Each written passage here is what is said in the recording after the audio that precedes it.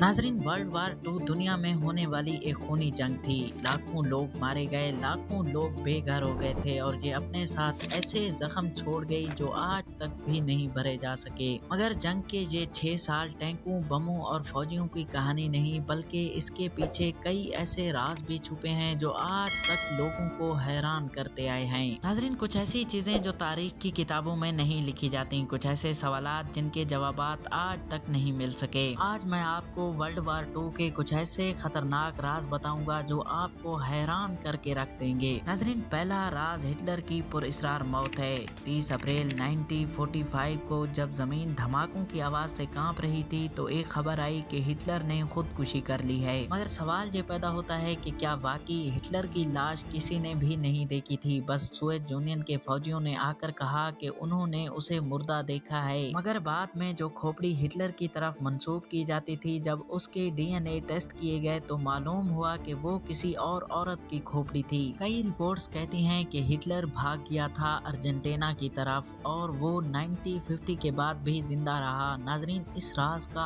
आज तक किसी को मुकम्मल तौर पर सच मालूम नहीं। नाजरीन, दूसरा राज नाजियों का बेल प्रोजेक्ट था। 1943 जर्मनी में एक प्रोजेक्ट शुरू किया गया जिसे डाई ग्लॉक के नाम से जाना जाता है। ये एक पुरस्कार मशीन या घंटी थी जो जमीन से ऊपर उठ सकती थी। कुछ लोगों का मानना था कि ये टाइम ट्रेवल मशीन थी। नाजरीन, कुछ रिपोर्ट्स के मुताबिक इस प्रोजेक्ट पर काम करने वाले तमाम साइंसदान पुरस्कार तौर पर गायब हो गए। नाजरीन, इस राज की हकीकत भी आज तक किसी के सामने न आ सकी। तीसरा राज नाजियों का अंटार्कटिका मिशन था। कुछ लोगों का मानना था कि नाजी वहां पर खुफिया तजर्बात कर रहे थे, जबकि इसी तरह कुछ लोगों का कहना था कि वो वहां पर यूएफओस की तलाश में थे। वर्ल्ड वार टू खत्म होने के बाद अमेरिका ने अंटार्कटिका में ऑपरेशन हाई जंप शुरू किया, मगर इसको अचानक रोक दिया गया था कि लीडर एडमिरल बर्ड ने कहा कि हमें वहां पर एक ऐसी ताकत का सामना करना पड़ रहा था जो दुनिया में इससे पहले कभी नहीं देखी। नाज़रीन, चौथा राज नाजियों के सुपर सोल्जर थे। कहा जाता है कि नाजी अपने फौजियों को ताकतवर बनाने के लिए बहुत से तजर्बात कर रहे थे। वो अपने फौजियों को परवाइटिन नामी एक ड्रग देते थे जिससे वो बहुत ज्यादा ताकतवर हो जाते थे। इस राज की हकीकत भी आज तक किसी को पता न चल सकी, लेकिन वर्ल्ड वार टू खत्म होने के बाद नाजी साइंसदानों को अमेरिका ने ऑपरेशन पेपर क्लिप में भर्ती कर दिया था